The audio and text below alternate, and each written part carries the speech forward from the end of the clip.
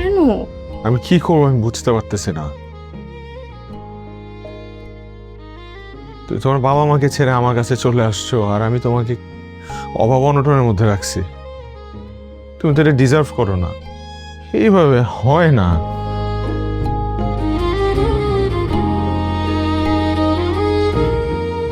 তোমার এমন পরিস্থিতিতে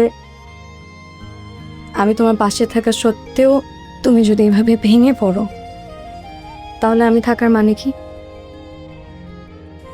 তুমি না সব সময় বলো আমি তোমার সাপোর্ট সিস্টেম।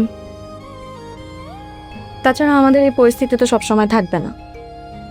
দেখবা খুব তাড়াতাড়ি আল্লাহ আমাদের এই বিপদ থেকে উদ্ধার করবেন।